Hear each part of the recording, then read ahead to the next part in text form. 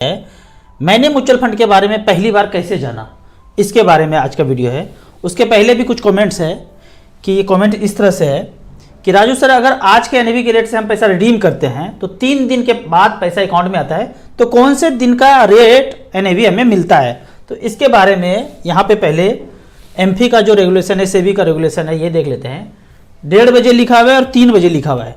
जितना भी liquid fund है, ओवरनाइट फंड है, उसमें खरीद बिक्री अगर आप करते हैं तो 1:30 बजे का टाइम दिया है सब्सक्रिप्शन खरीदने के लिए और रिडेम्पशन का टाइम दिया है 3 बजे। तो लिक्विड फंड और डेट फंड के लिए खरीद का टाइम 1:30 बजे है, और मतलब इसके पहले खरीदते हैं, इस टाइम के पहले खरीदते हैं तो उसी दिन का एनएवी मिलेगा। और बेचने पे 3 PM के पहले बेचते हैं तो उस दिन का रेट आपको मिलेगा। इक्विटी का बात करते हैं, इक्विटी का दिया है बेचने या खरीदने पे 3 बजे का टाइम है। 3 बजे के पहले बेचते हैं या खरीदते हैं उसी दिन का रेट मिलेगा, और 3 बजे के बाद अगर बेचते खरीदते हैं तो अगले दिन का रेट मिलेगा। तो यहाँ देख लेते हैं, ये 3 PM का कट ऑफ टाइम है इक्विटी के लिए। इसके पहले खरीदते हैं तो उसी दिन का रेट मिलेगा। इसके बाद अगर खरीदते हैं या बेचते हैं तो अगले वर्किंग डेज का मिलेगा। मान लीजिए फ्राइडे है 3 PM, उसके पहले खरीदा तो फ्राइडे का ही रेट मिल जाएगा। और 3 PM के बाद खरीदे या बेचे तो अगले वर्किंग डेज, सैटरडे बंद, संडे बंद, मंडे को जो मार्केट खुलेगा उस दिन का रेट मिलेगा। और रेट के संबंधित में एक चीज है स्टार मार के कि रेट रोज रात के 9 बजे डिस्क्लोज होता है। जो भी मार्केट में हलचल हुआ 10 बजे से लेके 9 बजे से लेके 3 बजे तक मार्केट जब ओपन था, इसका सबका लेखा जोखा फंड मैनेजर जो रेट डिसाइड करते हैं म्यूचुअल फंड के यूनिट का, एनएवी का प्राइस डिक्लेयर करते हैं, वो 9 बजे रात में करते हैं। मतलब 3 बजे के पहले खरीद तो लिया तो रेट 9 बजे रात में जो रेट डिस्क्लोज होगा, जो आएगा, उस रेट में आपका खरीद या बिक्री माना जाएगा। तो इस तरह से ही चलता है मार्केट में। आपने बेचा उस दिन का रेट मिलेगा। पैसा भले ही 3 दिन के बाद अकाउंट में आए, 4 दिन के बाद आए, 5 दिन के बाद आए, 15 दिन के बाद आए, जब भी पैसा आए वो रेट आपको वही मिलेगा। पहले ऐसा होता था कि रिडीम किए और कागज आ रहा है, चेक से पेमेंट हो रहा है, डायरेक्ट बैंक में नहीं आता था। तो महीना भर के बाद मिले या 2 महीना के बाद मिले तो चेक पे अमाउंट वही होगा, वही कट ऑफ टाइम, उस दिन का रेट है, उसी रेट से आपको पैसा जो चेक बना है उतने अमाउंट का चेक बना होगा। ठीक उसी तरह जब अकाउंट में पैसा आएगा, चाहे 3 दिन के बाद आए, 4 दिन के बाद आए, जब भी आए वो आपको उस रेट का मिलेगा। अगर 3 PM के पहले बेचा है या खरीदा है तो उस दिन का रेट मिलेगा। उसके बाद अगर खरीदा है 3 PM के बाद तो अगले वर्किंग डेज का जो रेट होगा उसके हिसाब से मिलेगा। अगला क्वेश्चन है कि एक यस्टरडे स्मॉल कैप क्यों गिरा, जो मार्केट गिरा था 3-4%, इसके बारे में पूछ रहे हैं कि गिरा क्यों ना। अगर इस तरह का क्वेश्चन है ना कि क्यों गिरा, तो सारे टीवी चैनल वाले गिरने के बाद जरूर बता देंगे कि क्यों गिरा, वो सारे रीजन मिल जाएंगे। लेकिन मार्केट का स्वभाव इसी तरह से, कुछ भी हलचल होगा ना, कोई एक न्यूज का टुकड़ा पकड़ करके वो चल जाएगा अगर टेलीविजन पे, तो गिर सकता है और बढ़ भी सकता है। तो चालबाजी बहुत है, कब गिरेगा कब क्या होगा साधारण आदमी के समझ में बात से परे है। ठीक उसी तरह बीबी जी अभी खुश थे, अभी नाराज हो गए, खुश थे अभी नाराज हो गए। तो कब नाराज होंगे कब खुश होंगे मार्केट के बारे में कोई नहीं जान सकता। साधारण इन्वेस्टर को क्या करना है, गिर गया खरीद लो, यहाँ पे भी गिर गया खरीद लो, यहाँ पे भी गिर गया खरीद लो, थोड़ा थोड़ा खरीदते रहो।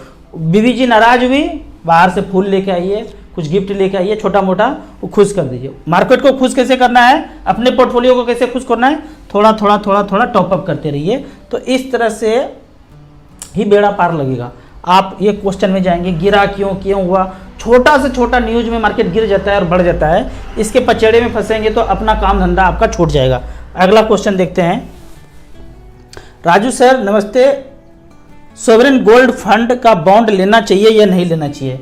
मैं तो बोलूँगा आपको गोल्ड के लिए पैसा अगर बचता है इक्विटी खरीदने के बाद तो पेपर वाला गोल्ड आपको नहीं लेना चाहिए। मैंने नहीं लिया आज तक। जब भी लेना है फिजिकल गोल्ड लेना है, थोड़ा थोड़ा लेना है, जितना भी लेना है फिजिकल गोल्ड लेना है। इस पे मैं भरोसा नहीं करता हूँ। आपको ये ना लेके फिजिकल गोल्ड लेना चाहिए। थोड़ा बहुत जो भी गोल्ड में रखते हैं फिजिकल गोल्ड रखिए, वो ज़्यादा अच्छा है। ज़्यादा मैं बात यहाँ पे आपको बता नहीं पाऊँगा।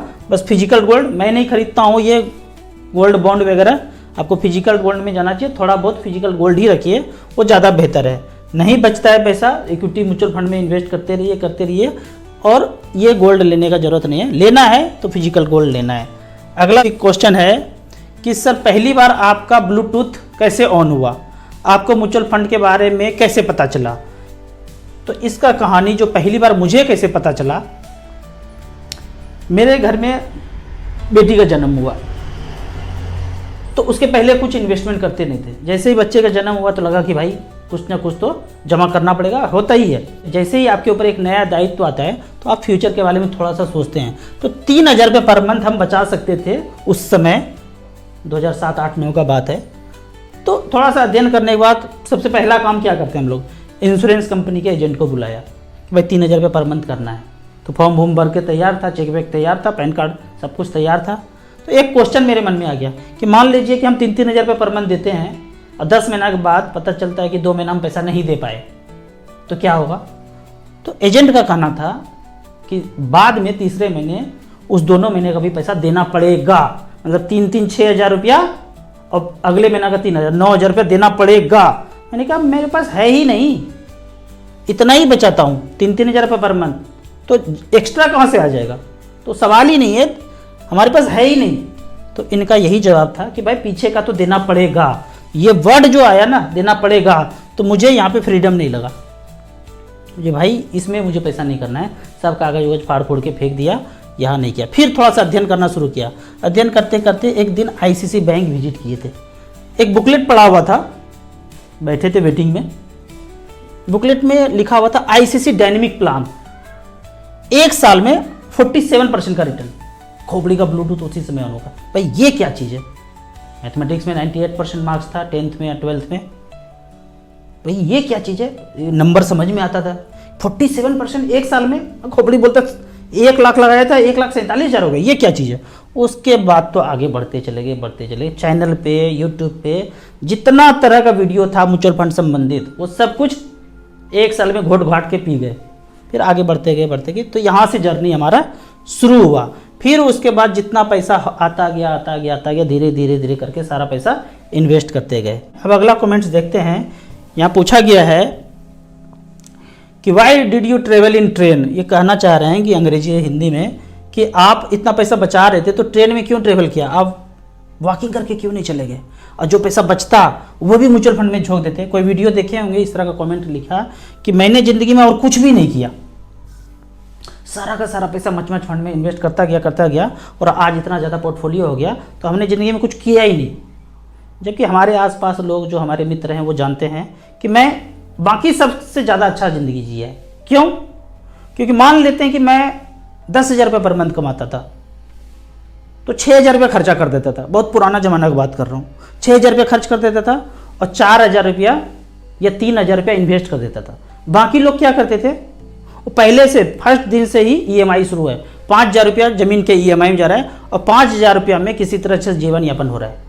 उसमें कुछ LIC भी चल रहा है, कुछ चल रहा है। तो ज़िंदगी हमेशा दुश्वार रहा, हमारा हमेशा खुशहाली से भरा रहा। यहाँ पे देखते हैं, एक चीज़ समझते हैं, जो सारा का सारा पैसा इन्वेस्ट कर देना, उससे बड़ा गधा तो कोई हो नहीं सकता धरती पे, कि अपने जीवन को कष्ट में डाल के सब इन्वेस्ट कर दिया और उसका इंजॉयमेंट ही नहीं किया, उससे बड़ा गधा कोई हो नहीं सकता है। यहाँ पे देखते हैं, मान लेते हैं कि 55 साल के एज में आपने सोचा कि रिटायर करूँगा, तो जवानी का फेज है ये 40 तक, उसके बाद बुढ़ापा शुरू होता है।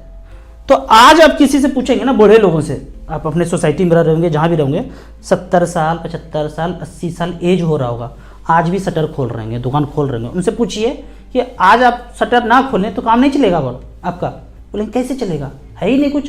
तो उनसे पूछिए कि क्यों नहीं बचा आपके पास, तो बोलेंगे कि जवानी में खूब ऐश किया और सारा पैसा लुटाया, कोई जमा नहीं किया।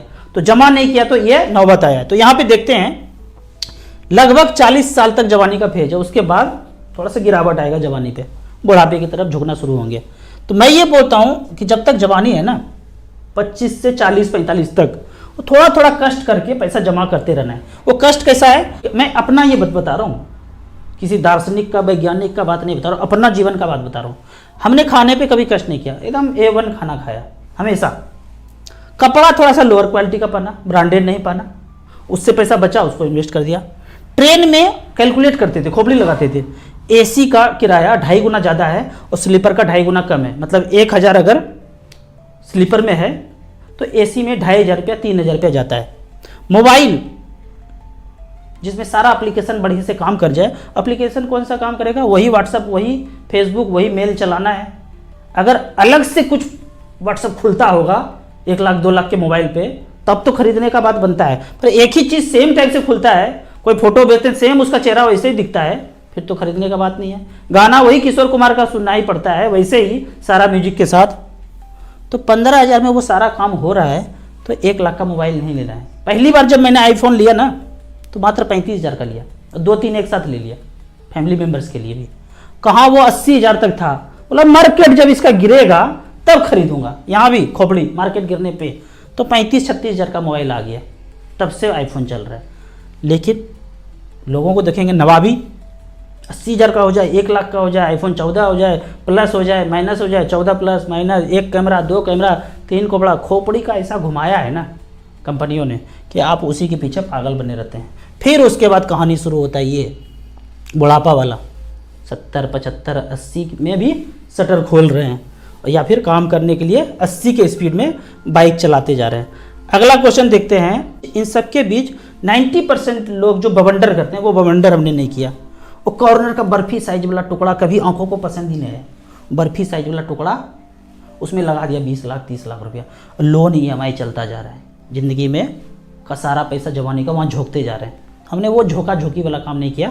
जो भी पैसा बचता गया 3,000 4,000 5,000 10,000 जवानी का पैसा, वो झोंकते गए म्यूचुअल फंड में, स्मॉल कैप मिड कैप में लगाते गए। और 14-15 साल में फाइनेंशियल फ्रीडम, पहला 1 करोड़ रुपया हो गया तो हो गया फाइनेंशियल फ्रीडम मिल